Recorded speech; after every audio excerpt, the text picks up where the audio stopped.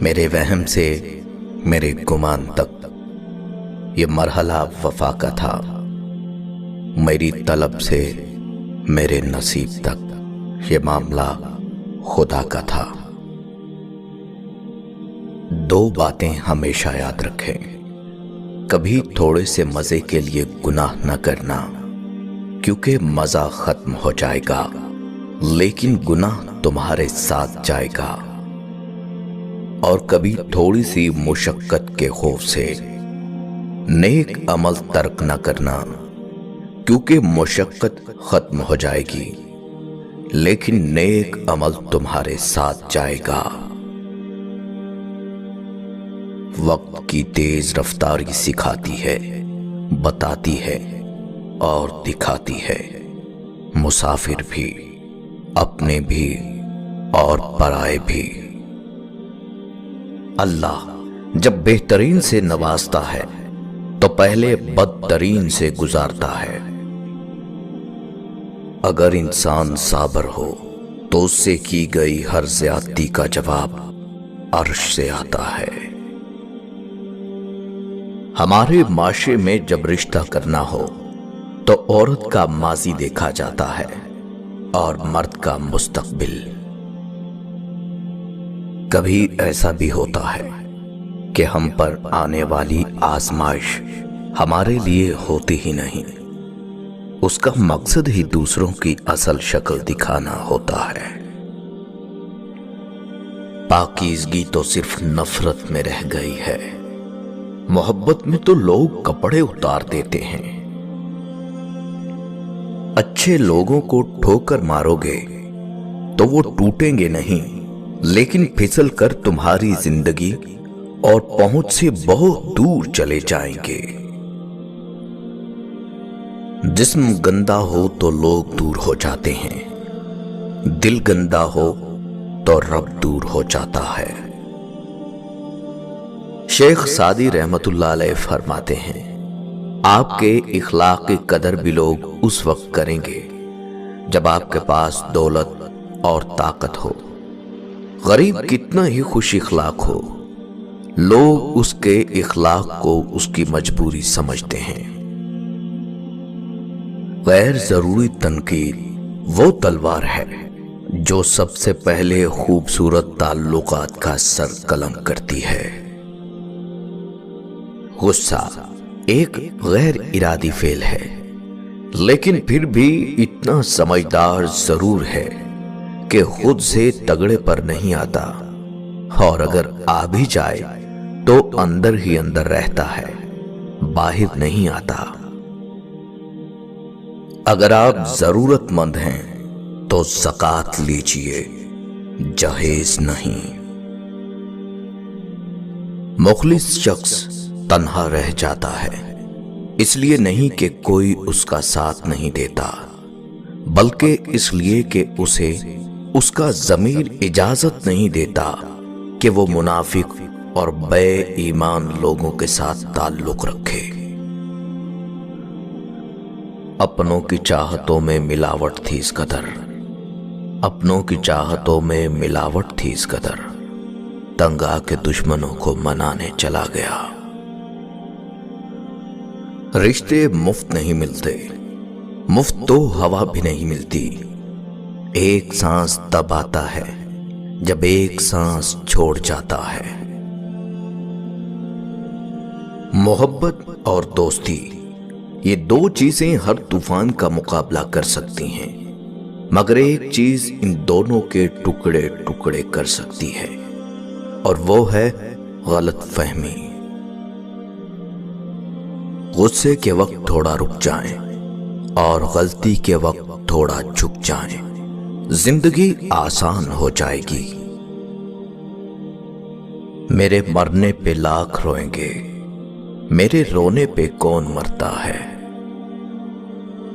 ہم جو کرتے ہیں وہ کبھی غلط نہیں لگتا، ہمیں صرف غلط وہ لگتا ہے جو دوسرے کرتے ہیں۔ اگر آپ حادثاتی طور پر 2-4 کتابیں پڑھ لکھ گئے ہیں تو اسے ہضم کریں، دوسروں کا جینا عذاب مت کریں۔ یہ دنیا دکھاتی شہد ہے، پلاتی زہر ہے۔ اگر تم محسوس کرو کہ تمہارا دل سخت، جسم کمزور اور رزق کم ہو رہا ہے، تو جان لو کہ تم اس کام میں ملوث ہو جو تمہیں نہیں کرنا چاہیے۔ آپ 4 دن منظر سے غائب ہو کر دیکھیں، لوگ آپ کا نام تک بھول جائیں گے۔ انسان ساری زندگی اس فریب میں گزار دیتا ہے کہ وہ دوسروں کے لیے اہم ہے، لیکن حقیقت یہ ہے ہمارے ہونے نہ ہونے سے کسی کو فرق نہیں پڑتا۔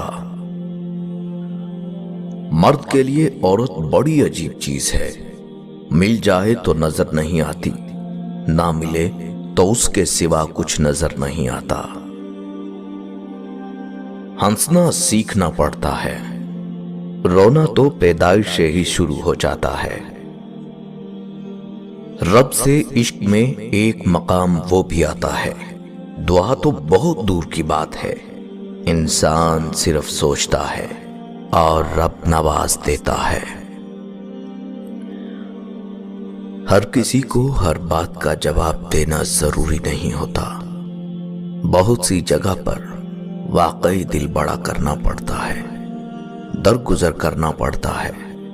ہر کوئی نہیں سمجھتا آپ کو، اور ہر کسی کو آپ سمجھا نہیں سکتے۔ ایک خوبصورت دل 1000 خوبصورت چہروں سے بہتر ہے، اس لیے زندگی میں ہمیشہ ایسے لوگوں کا انتخاب کیجیے جن کے دل ان کے چہروں سے زیادہ خوبصورت اور صاف ہوں۔ ادب انسان کو اخلاق کی بلندیوں تک لے جاتا ہے، لیکن علم نہیں، کیونکہ علم تو شیطان کے پاس بھی بہت تھا، مگر ادب نہیں تھا۔ مطلب کے بنا کسی کو کون پوچھتا ہے ساقی، بغیر روح کے تو گھر والے بھی نہیں رکھتے۔ جس کی قسمت میں لکھا ہو رونا محسن، وہ مسکرا بھی دیں تو آنسو نکل آتے ہیں۔ یقین کیجئے صاحب، یقین نے مارا ہے۔ کوئی آپ کو تکلیف دے تو آپ بس خاموش رہیں، آپ کی خاموشی اسے تکلیف دیتی رہے گی۔ ایک یہ جہاں، ایک وہ جہاں، ان دونوں جہاں کے درمیان بس فاصلہ ہے ایک سانس کا۔ جو چل رہی تو یہ جہاں، جو رک گئی تو وہ جہاں۔ رشتے موتیوں جیسے ہوتے ہیں، اگر گر بھی جائیں تو ذرا سا جھک کر اٹھا لینے چاہیے۔ ہر چیز کی وضاحتیں نہ دو نہ لو، اور نہ ہی ہر چیز کو آزماؤ۔ دوسروں کی تلخی کو سنیے اور پھر مسکرا دیں اور پھر بھول جائیں۔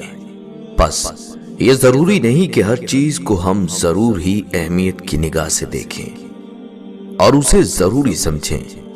اللہ اس پر رحم کرے جو دوسروں کی بقا، محبت، انس اور خطاؤں کو ڈھانپ لینے کی خاطر غیر ضروری باتوں کو بھول جاتے ہیں۔